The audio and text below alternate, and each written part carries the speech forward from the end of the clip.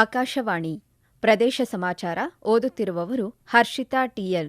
ಮುಖ್ಯಾಂಶಗಳು: NEET UG ಹೊಸ ಪರೀಕ್ಷಾ ವೇಳಾಪಟ್ಟಿ ಶೀಘ್ರವೇ ಬಿಡುಗಡೆ ಮಾಡುವಂತೆ ಕೇಂದ್ರ ಸರ್ಕಾರಕ್ಕೆ ಮುಖ್ಯಮಂತ್ರಿ ಸಿದ್ದರಾಮಯ್ಯ ಆಗ್ರಹ.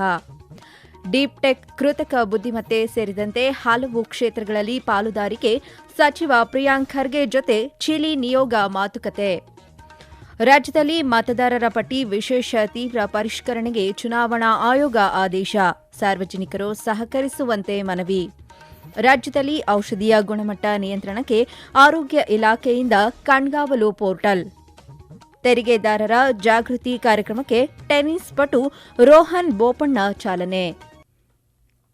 ದೇಶಾದ್ಯಂತ 22 ಲಕ್ಷಕ್ಕೂ ಹೆಚ್ಚು ವಿದ್ಯಾರ್ಥಿಗಳು ಬರೆದಿದ್ದ ನೀಟ್ ಯುಜಿ 2026 ಪರೀಕ್ಷೆಯನ್ನು ರದ್ದುಗೊಳಿಸಿರುವ ಕೇಂದ್ರ ಸರ್ಕಾರದ ನಿರ್ಧಾರವು ಆಡಳಿತಾತ್ಮಕ ವೈಫಲ್ಯವಾಗಿದೆ ಎಂದು ಮುಖ್ಯಮಂತ್ರಿ ಸಿದ್ದರಾಮಯ್ಯ ತಿಳಿಸಿದ್ದಾರೆ. ಪತ್ರಿಕಾ ಪ್ರಕಟಣೆಯಲ್ಲಿ ತಿಳಿಸಿರುವ ಅವರು, ರಾಜ್ಯದ 1 ಲಕ್ಷಕ್ಕೂ ಅಧಿಕ ವಿದ್ಯಾರ್ಥಿಗಳು ಸೇರಿದಂತೆ ದೇಶದ 22 ಲಕ್ಷಕ್ಕೂ ಹೆಚ್ಚಿನ ವಿದ್ಯಾರ್ಥಿಗಳು ತಿಂಗಳುಗಟ್ಟಲೆ ಶ್ರಮಪಟ್ಟು ಈ ಪರೀಕ್ಷೆ ಬರೆದಿದ್ದರು. ಪೋಷಕರು ತಮ್ಮ ಮಕ್ಕಳ ಭವಿಷ್ಯಕ್ಕಾಗಿ ತರಬೇತಿ, ಪ್ರಯಾಣ ಸೇರಿದಂತೆ ಸಾಕಷ್ಟು ಖರ್ಚುಗಳನ್ನು ಮಾಡಿದ್ದರು. ಆದರೆ ಕೇಂದ್ರದ ಒಂದು ನಿರ್ಧಾರ ಇಡೀ ವಿದ್ಯಾರ್ಥಿ ಸಮುದಾಯವನ್ನು ಅನಿಶ್ಚಿತತೆ ಮತ್ತು ಸಂಕಷ್ಟಕ್ಕೆ ತಳ್ಳಿದೆ ಎಂದು ಕಳವಳ ವ್ಯಕ್ತಪಡಿಸಿದ್ದಾರೆ. ಕೇಂದ್ರ ಶಿಕ್ಷಣ ಸಚಿವ ಧರ್ಮೇಂದ್ರ ಪ್ರಧಾನ್ ಕೂಡಲೇ ರಾಜೀನಾಮೆ ನೀಡಬೇಕು, ಈ ಬಗ್ಗೆ ಪಾರದರ್ಶಕ ಹಾಗೂ ಕಾಲಮಿತಿಯ ತನಿಖೆ ನಡೆಸಬೇಕು ಎಂದು ಆಗ್ರಹಿಸಿದ್ದಾರೆ. ಹೊಸ ಪರೀಕ್ಷಾ ವೇಳಾಪಟ್ಟಿಯ ಬಗ್ಗೆ ಕೂಡಲೇ ಸ್ಪಷ್ಟನೆ ನೀಡಬೇಕೆಂದು ಕೇಂದ್ರ ಸರ್ಕಾರವನ್ನು ಒತ್ತಾಯಿಸಿದ್ದಾರೆ. ಪ್ರವರ್ಧಮಾನಕ್ಕೆ ಬರುತ್ತಿರುವ ತಂತ್ರಜ್ಞಾನ, ಶುದ್ಧ ಇಂಧನ ಮತ್ತು ನವೋದ್ಯಮ ಕ್ಷೇತ್ರಗಳಲ್ಲಿ ಕರ್ನಾಟಕದ ಜೊತೆಗೆ ವಾಣಿಜ್ಯ ಬಾಂಧವ್ಯ ಬಲಪಡಿಸಲು ಚಿಲಿ ದೇಶವು ಒಲವು ವ್ಯಕ್ತಪಡಿಸಿದೆ. ವಿದೇಶಾಂಗ ಸಚಿವ ಫ್ರಾನ್ಸಿಸ್ಕೋ ಪೆರೆಜ್ ಮೆಕೆನ್ನಾ ನೇತೃತ್ವದ ಚಿಲಿ ಗಣರಾಜ್ಯ ಉನ್ನತ ಮಟ್ಟದ ನಿಯೋಗ ವಿಧಾನಸೌಧದಲ್ಲಿಂದು ಐಟಿ ಮತ್ತು ಜೈವಿಕ ತಂತ್ರಜ್ಞಾನ ಸಚಿವ ಪ್ರಿಯಾಂಕ್ ಖರ್ಗೆ ಅವರನ್ನು ಭೇಟಿ ಮಾಡಿ ಚರ್ಚೆ ನಡೆಸಿತು.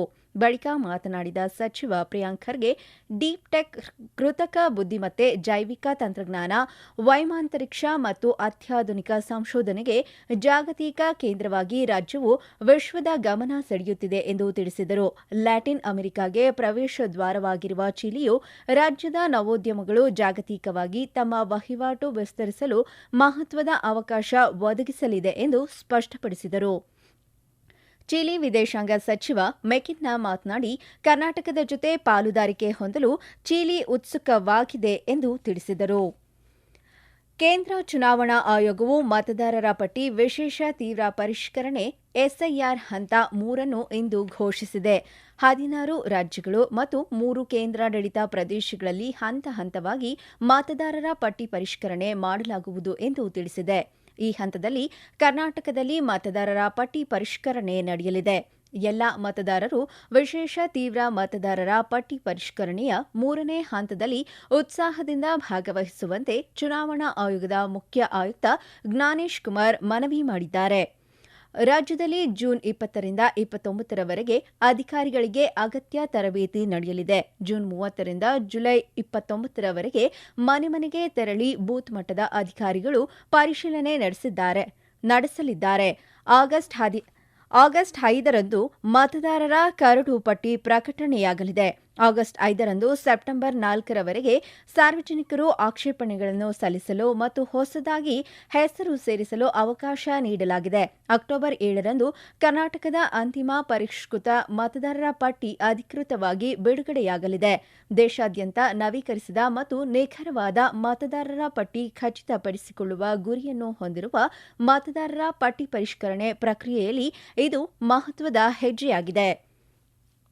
ಎನ್ಎಸ್ಕ್ಯೂ ಔಷಧಿಗಳನ್ನು ಮಾರುಕಟ್ಟೆಯಲ್ಲಿ ನಿಖರವಾಗಿ ಪತ್ತೆ ಹಚ್ಚಲು ಮತ್ತು ಎನ್ಡಿಪಿಎಸ್ ಔಷಧಗಳ ದುರುಪಯೋಗ ತಡೆಯಲು ನೂತನ ಕಣ್ಗಾವಲು ವ್ಯವಸ್ಥೆಯಾಗಿರುವ ಮಾನಿಟರಿಂಗ್ ಪೋರ್ಟಲ್ಗೆ ಆರೋಗ್ಯ ಸಚಿವ ದಿನೇಶ್ ಗುಂಡೂರಾವ್ ಬೆಂಗಳೂರಿನಲ್ಲಿ ಇಂದು ಚಾಲನೆ ನೀಡಿದರು. ಬಳಿಕ ಮಾತನಾಡಿದ ಅವರು, ಔಷಧಿಗಳ ಗುಣಮಟ್ಟ ಉತ್ತಮ ದರ್ಜೆಯಲ್ಲಿ ಇಲ್ಲದಾಗ ಈ ಪೋರ್ಟಲ್ ಮೂಲಕ ಮಾಹಿತಿ ನೀಡಲಾಗುವುದು ಎಂದು ತಿಳಿಸಿದ್ದಾರೆ.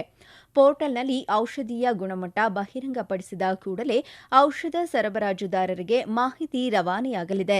ಈ ಮೂಲಕ ರಾಜ್ಯದಲ್ಲಿ ಔಷಧೀಯ ಗುಣಮಟ್ಟ ಕಾಪಾಡಬಹುದು ಎಂದು ಅವರು ಸ್ಪಷ್ಟಪಡಿಸಿದ್ದಾರೆ. ಪ್ರದೇಶ ಸಮಾಚಾರ ಕೇಳುತ್ತಿದ್ದೀರಿ. ನಮ್ಮ ಎಲ್ಲಾ ರಾಷ್ಟ್ರೀಯ ವಾರ್ತೆಗಳು ಹಾಗೂ ಪ್ರದೇಶ ಸಮಾಚಾರ ಈಗ ಆಕಾಶವಾಣಿ ನ್ಯೂಸ್ ಕನ್ನಡ ಯೂಟ್ಯೂಬ್ ಚಾನೆಲ್ನಲ್ಲಿ ಲಭ್ಯ. ನಮ್ಮ ಎಕ್ಸ್ ಖಾತೆ ಮತ್ತು ಇನ್ಸ್ಟಾಗ್ರಾಂ ಖಾತೆ ಆಕಾಶವಾಣಿ ನ್ಯೂಸ್ ಕನ್ನಡ. ಹೆಚ್ಚಿನ ಮಾಹಿತಿಗಾಗಿ ನಮ್ಮ ಫೇಸ್ಬುಕ್ ಖಾತೆ AIR ಕನ್ನಡ ನ್ಯೂಸ್ ಅನುಸರಿಸಿ. ಮಾಹಿತಿಯ ಹೂರಣ ವಾರದ ಕಾರ್ಯಕ್ರಮ ಪ್ರಚಲಿತ ವಿದ್ಯಮಾನ ಪ್ರತಿ ಬುಧವಾರ 9:15ಕ್ಕೆ.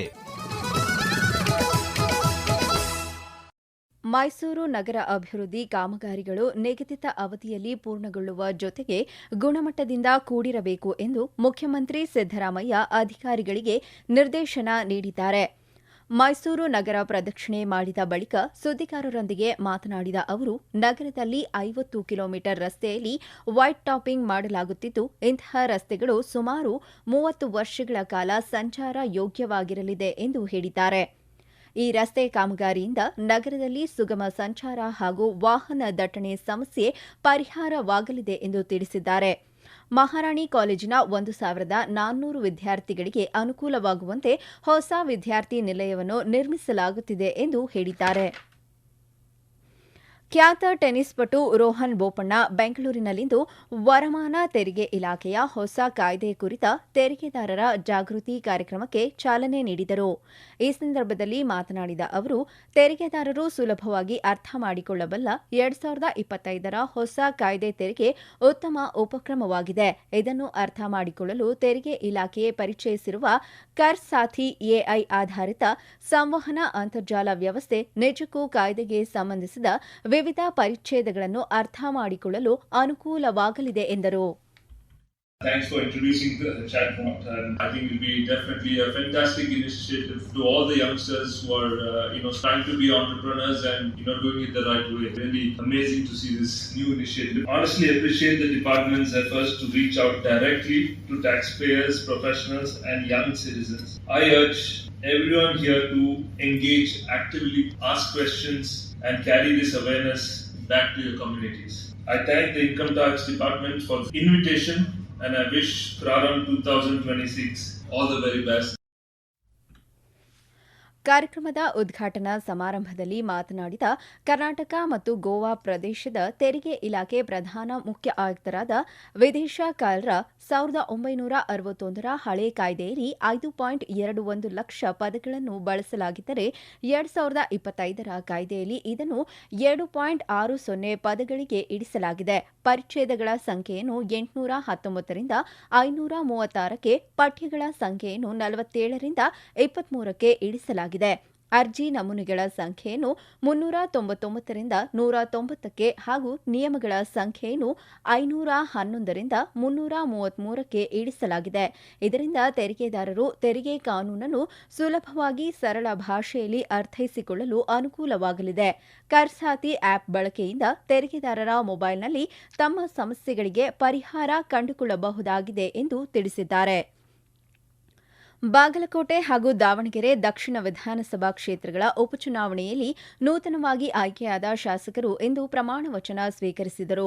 ವಿಧಾನಸೌಧದ ಸಮ್ಮೇಳನ ಸಭಾಂಗಣದಲ್ಲಿ ಬಾಗಲಕೋಟೆ ಕ್ಷೇತ್ರದ ಶಾಸಕ ಉಮೇಶ್ ಮೇಟಿ ಹಾಗೂ ದಾವಣಗೆರೆ ದಕ್ಷಿಣ ಕ್ಷೇತ್ರದ ಶಾಸಕ ಸಮರ್ಥ್ ಶಾಮನೂರು ಅವರಿಗೆ ವಿಧಾನಸಭೆ ಸಭಾಧ್ಯಕ್ಷ ಯುಟಿ ಖಾದರ್ ಪ್ರಮಾಣ ವಚನ ಬೋಧಿಸಿದರು.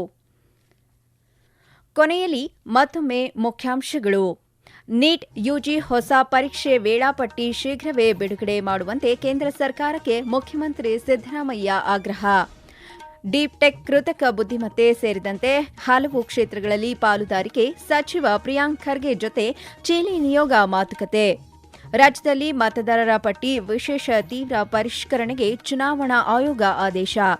ಸಾರ್ವಜನಿಕರು ಸಹಕರಿಸುವಂತೆ ಮನವಿ. ರಾಜ್ಯದಲ್ಲಿ ಔಷಧಿಯ ಗುಣಮಟ್ಟ ನಿಯಂತ್ರಣಕ್ಕೆ ಆರೋಗ್ಯ ಇಲಾಖೆಯಿಂದ ಕಣ್ಗಾವಲು ಪೋರ್ಟಲ್. ತೆರಿಗೆದಾರರ ಜಾಗೃತಿ ಕಾರ್ಯಕ್ರಮಕ್ಕೆ ಟೆನ್ನಿಸ್ ಪಟು ರೋಹನ್ ಬೋಪಣ್ಣ ಚಾಲನೆ. ಇಲ್ಲಿಗೆ ಪ್ರದೇಶ ಸಮಾಚಾರ ಮುಕ್ತಾಯವಾಯಿತು. ನಮ್ಮ ಮುಂದಿನ ವಾರ್ತಾ ಪ್ರಸಾರ ಸಂಜೆ 7:35ಕ್ಕೆ.